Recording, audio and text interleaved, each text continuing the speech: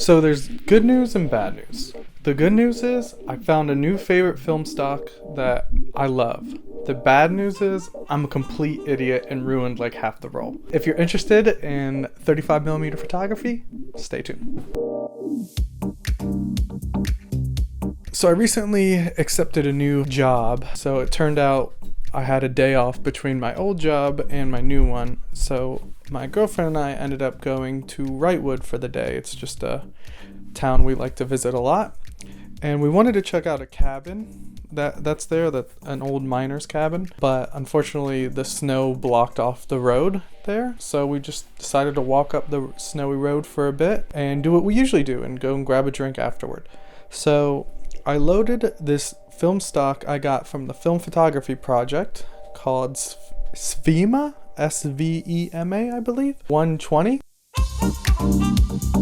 I saw the pictures of it online and I knew like, oh, okay, I think I would like this stock, and I really do. I currently had a roll of film in my Canon AE1, so I put this roll in my Pentax, which is a camera I haven't used very much. This is my first time kind of using it out and about, and boy was that the wrong decision. I really should not have done that. I'm still learning with this camera. Definitely made some mistakes. It started when I was loading the film, which you can see here. I think because they hand cut it, I don't know if it's exactly the way it always is, but I was having trouble like loading it in. I think I even had to cut my phone camera. So after I loaded it in, we started taking pictures, and I realized my camera had one of those NDs that you can turn, and it'll get, add more ND as you turn it. I didn't know that. Someone gave me this camera, by the way. I don't just like add accessories on my camera and not know they're there. I took the first picture, realized the ND was on, and then took the picture again. But the cool thing is now we get to see what happens when you underexpose this film, and it gives it a very blue look. That kind of happened a lot throughout the day, as you'll see. The pictures that did come out with really good exposure, I love the colors, man. It looks like the type of film that when you tell someone you're shooting on film, what they imagine.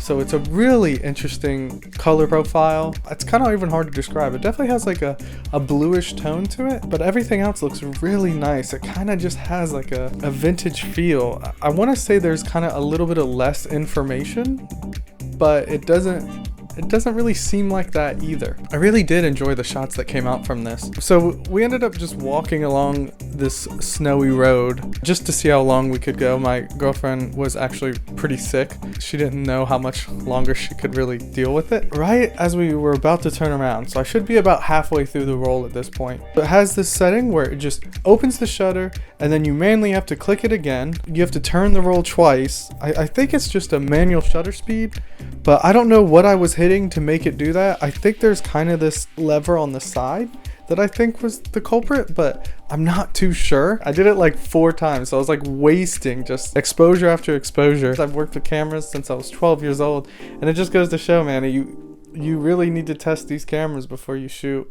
And it's both the good and bad part of film. You get super excited when the picture comes out great, and you get super disappointed when you make mistakes that feel amateurish. I almost didn't do this video, but I wanted to show that like these things happen. But also the unique thing about this too is we get to kind of compare. So after I ran through all my exposures on that camera, I went back to my AE1 and I finished up my roll. I had Portra 800, but I took a similar shot of a tree with the Portra 800 as I did with the Svema, so you can kind of see a comparison here.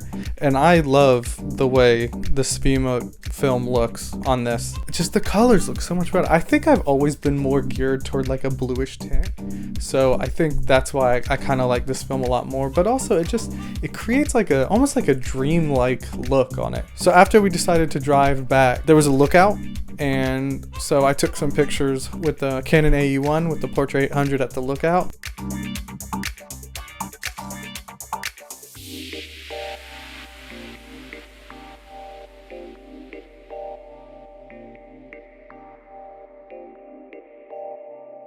Then we went and grabbed some food. My girlfriend was not feeling up to like grabbing drinks and hanging out too much longer. She was pretty sick. It was nice enough for her to even come out with me. So I just asked if we could stop at this theater. It's like a whole little mini town. I don't know if you can rent it out for events. I don't know if it's part of the town. I didn't go too deep in it because I was afraid it was private property. That pretty much wrapped up our trip. It was a really nice trip. I love Wrightwood. You'll probably see me take more pictures there. As far as the Svema 120, I'm trying to think of something funny to rate it. I'll just rate it 5 landscapes out of 5. I love this film.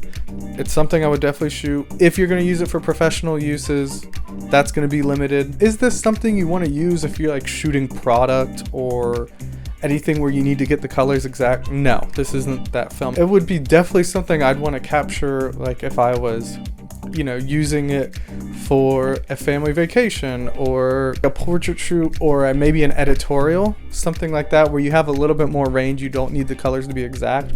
I think you can actually buy this on the Film Photography Project in its entire reel. And if I had a 35mm motion picture camera, I would shoot on this all the time. I just love the aesthetic of it. It is my new favorite film. They're out of it now, and you can buy it online, but it's all in Russian. I don't know too much about the stock, so I don't feel comfortable buying something that's not in like English language. I don't know if this film's 150 years old. I don't know how it's kept. I trust the Film Photography Project, so I'm gonna wait till they restock and then I'll keep shooting with it. I just can't. I love this stuff. I'm routinely checking Film Photography Project for them to reload it. So if you have any questions, leave a comment below. I will respond as quick as I can. And if you want to see more videos like this, every Monday I will have a new video either on motion or still photography film. On occasional Thursdays, I'm going to start having just videos that I want to post that either has to do with film or sometimes has nothing to do with film at all. Don't forget to like and subscribe, and I hope to see you guys soon. Thanks. Bye.